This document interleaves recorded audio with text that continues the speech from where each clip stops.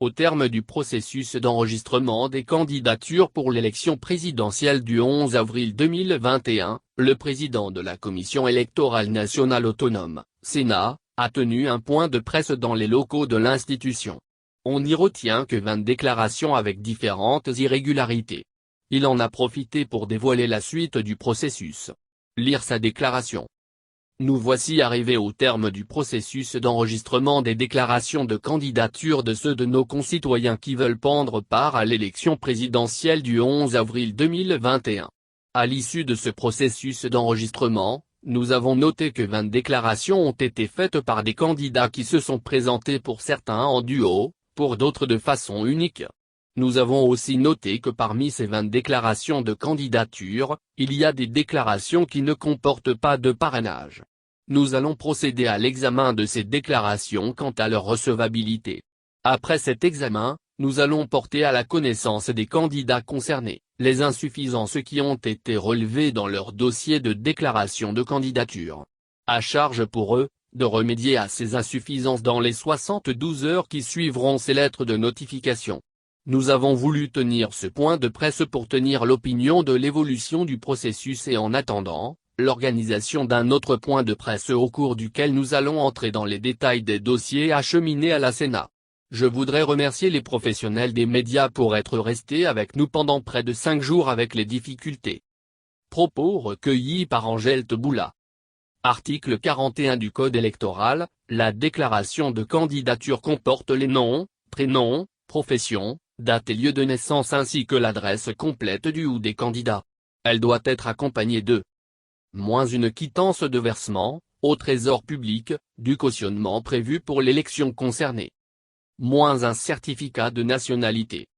Un bulletin N°3 du casier judiciaire datant de moins de 3,03 mois. Un extrait d'acte de naissance ou toute pièce en tenant lieu.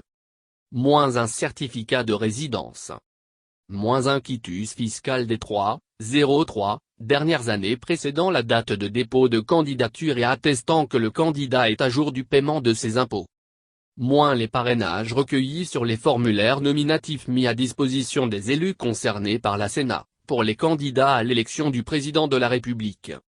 En outre, la déclaration de candidature mentionne la dénomination ou le logo du ou des candidats.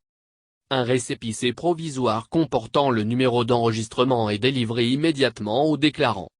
La Sénat dispose d'un délai de 8 jours après la délivrance du récépissé provisoire pour statuer sur la validité des candidatures. En cas d'insuffisance constatée, la Sénat les notifie aux candidats ou aux partis politiques concernés et l'invite à y remédier dans un délai de 72 heures ouvrables à compter de la date de notification. À l'expiration du délai de 8 jours prolongé, le cas échéant, des 72 heures ouvrables indiquées au présent article, la Sénat délivre un récépissé définitif de validation de candidature aux candidats ou aux partis concernés et publie leur liste. La mauvaise inspiration de Rokia Madougou. Un grand jour pour notre pays. Nous avons bravé la peur. Ainsi a déclaré Rokia Madougou après le dépôt de sa candidature à la Commission électorale nationale autonome, Sénat, hier, jeudi 4 février 2021. Mais de quelle peur parle-t-elle la présidente du duo du parti Les Démocrates? Se sont interrogés les Béninois. Ancienne ministre de Yéyi Boni et conseillère spéciale du président togolais Faure Gnassingbé, Rokia Madougou n'est pas qualifiée pour parler de peur aujourd'hui sous le nouveau départ. Pour sa gouverne, elle n'a servi que des régimes dictatoriaux aussi bien au Bénin qu'au Togo. Sous son ancien mentor qu'il a appelé 2 fois dans son gouvernement, c'était des velléités de nature à réduire au silence les grandes gueules de la République, ceux-là qui tenaient à la liberté d'expression et de réunion comme la prunelle de leurs yeux. Heureusement que ces derniers, contre vent et marée, ont résisté avec différentes initiatives qui ont fini par payer avec le retranchement du régime. Mieux, le siège de la peur, c'est à quelques encablures du Bénin où elle monnaie son savoir-faire et ses connaissances en ce moment. De père en fils, les différents régimes se sont illustrés maîtres dans l'article au regard de tout ceci, elle est donc mal placée pour donner de leçons de peur. La course à la marina ne doit pas être une occasion pour dire des insanités.